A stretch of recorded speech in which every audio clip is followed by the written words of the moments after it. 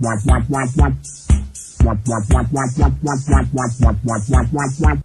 je suis pas content. Il y a Najat Vallaud-Belkacem qui veut refaire les programmes d'histoire. Ouais, c'est un Najat Vallaud-Belkacem. C'est la ministre de la déséducation nationale. Et elle a dit qu'il fallait refaire toute l'histoire de France. Fallait tout reprendre à zéro. La France, dans ses profondeurs, de droite, de gauche, intellectuelle ou instinctive, elle dit cette réforme du collège, elle ne va pas dans le sens de l'idée que nous nous faisons de l'éducation nationale. Chaque réforme, il y a eu des invectives échangées, des contestations, des détracteurs qui ont parfois fait preuve d'une violence inouïe. Il y a un effort à faire et nous admettons qu'il y a des passages jargonnants et nous les corrigerons. Nous l'avons d'ailleurs dit dès le départ. S'il y a des choses à corriger, nous les corrigerons. Il faut qu'en effet cette réforme soit reprise et retirée et qu'on la reconstruise en tenant compte de ce que le pays dans ses profondeurs ne veut pas qu'on lui enlève ses atouts. Je soutiendrai cette réforme du collège et je la porterai, je l'assumerai de toutes mes forces sans jamais faillir face à ceux qui ne proposent rien. Pour apprendre bien sûr l'histoire, toute l'histoire, les pages sombres. Il n'y a pas une histoire officielle. Nous ne sommes pas tous descendants de Gaulois, mais nous sommes tous Français. Et c'est ça aussi que l'histoire de la République. Et c'est ça aussi que nos jeunes doivent apprendre. Najat Vallaud-Belkacem y veille. Oui, mais personne n'en veut de sa réforme. À l'UMP, ils ont gueulé, hein. Enfin, à l'UMP. Nicolas Sarkozy, il a gueulé. Ah, il a saisi l'occasion, il a dit les mouflets, l'éducation, laissez-moi ça, je vais me refaire avec ce truc-là. Il a fait une longue interview où il a dit que c'était scandaleux que l'on n'enseigne plus ou mal l'histoire aux jeunes. Je suis tout à fait d'accord avec toi, Nico, c'est totalement scandaleux.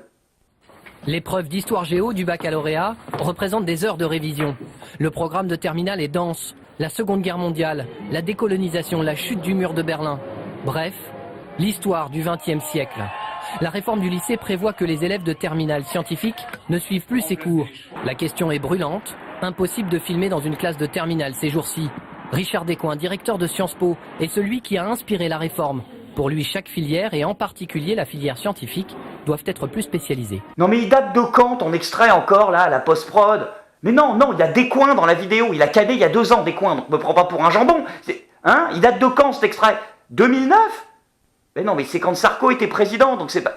Ah, il avait voulu faire la même chose en 2009. D'accord, qui dénonce aujourd'hui. Ok, d'accord, donc il nous prend bien, voilà, pour des cons. Et après, pour faire son intéressant, Nico, il a fait un tweet. Ouais, pour faire genre, j'ai de la culture, tout ça. Et qu'est-ce qu'il a dit? Il a dit, je relisais ce magnifique livre de Victor Hugo, 1793, l'école fut la première décision dans la République. Bravo, Nico. Sauf que, y a pas de bouquin de Victor Hugo qui s'appelle 1793. Non, c'est 93, tout court. Alors, je sais, 93, c'est pas ton truc. Vous en avez assez, hein? Vous avez assez de cette bande de racailles. On va vous en débarrasser. Mais faut faire quand même un minimum d'efforts, Nico. Faut te cultiver un petit peu. Hein. Alors, bon, si Victor Hugo c'est trop compliqué pour toi, au pire, t'as qu'à lire d'autres choses. Je sais pas, qu'est-ce que tu pourras lire 1664 de George Orwell. C'est pas mal, ça. Ou alors, Le Tour du monde en 1001 nuits. Ah oui, ça c'est bien, ça. Tu vas adorer, c'est du Jules Verne. Hein? Non, je me fous pas de ta gueule.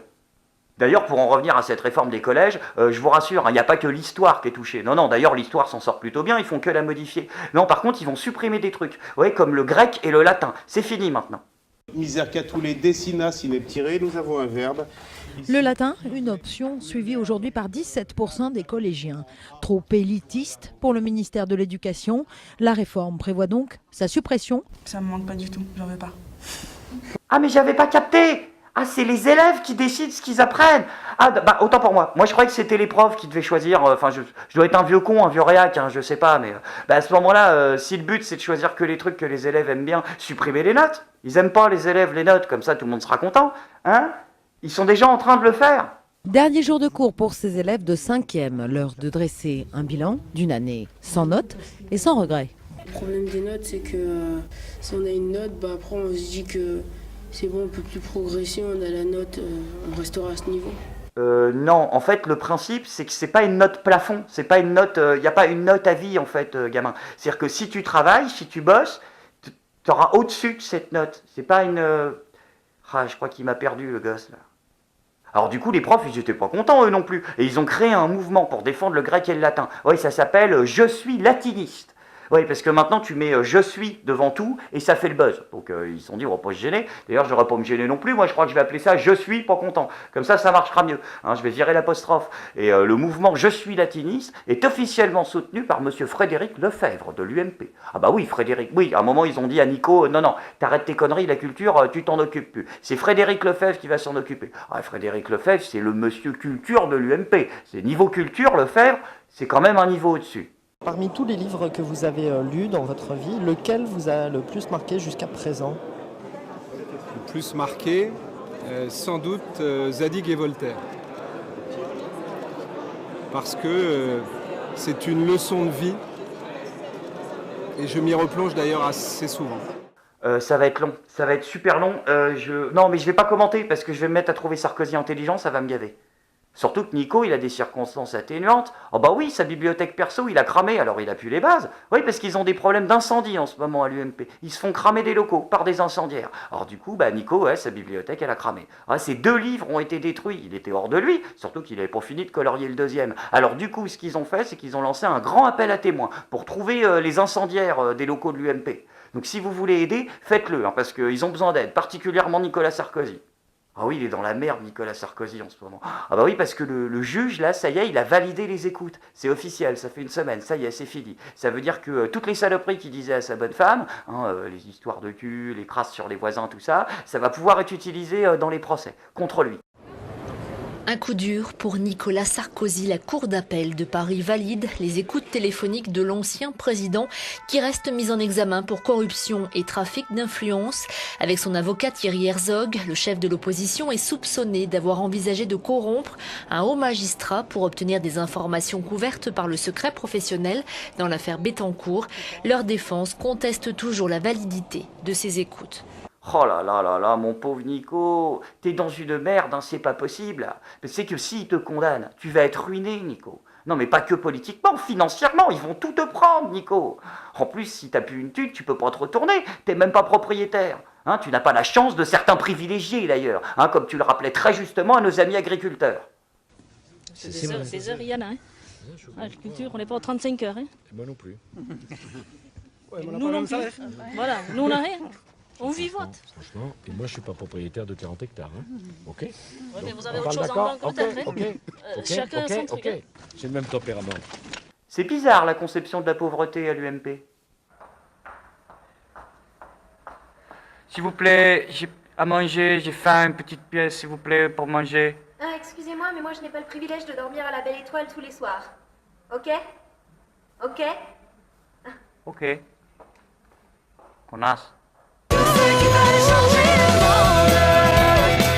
Venez marcher, venez chanter. Tous ceux qui veulent changer le monde. Venez marcher à mes côtés. Tous ceux qui veulent changer le monde. Venez marcher, venez chanter. C'est marrant quand même. Toutes ces emmerdes qui lui tombent à la gueule, Nico, au même moment, dis donc, pile poil quand il commence à remonter dans les sondages et à représenter un danger pour le Parti Socialiste. Heureusement que je suis pas conspirationniste, sinon j'aurais pu penser que tout ça, c'était piloté en haut lieu, François Hollande avec les juges et tout. Non, attention, ne faites pas dire ce que j'ai pas dit. En France, on a une justice indépendante. Enfin, ouais, on a une ministre indépendantiste. C'est déjà un bon début. Donc voilà, ne faites pas dire ce que j'ai pas dit. Puis sans déconner, tu l'imagines François Hollande avec Nicolas Sarkozy, genre dans des dîners secrets et tout, en train de s'intimider, en mode si tu reviens je te fais plonger, façon film de gangster. Tu sais que j'en ai cravaté des mecs comme toi qui déconnaient volontairement pour retourner au mitard. C'est pareil? T'as pas dû en voir beaucoup des paumés de ce genre. J'en vois de toutes les couleurs. Tu me vois prendre mon pied et attaquer des vieilles dames avec nos futurs tatoués sur la poitrine? Non, sûrement pas. Alors, la tôle, moi j'y replongerai pas. Alors raccroche une fois pour toutes. Ah bah si, en fait. Non, je retire ce que j'ai dit. Ils sont totalement crédibles, là, ça leur va bien, là. C'est vrai qu'avec la loi sur le renseignement d'un côté et les magouilles de Sarkozy de l'autre, en rôle de super flic borné à moitié facho et de gangster sans foi ni loi, non, c'est bon, vous êtes pris pour le rôle, on vous rappellera.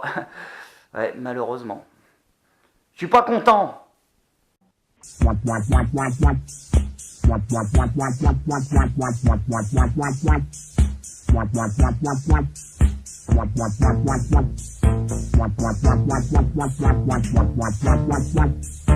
What?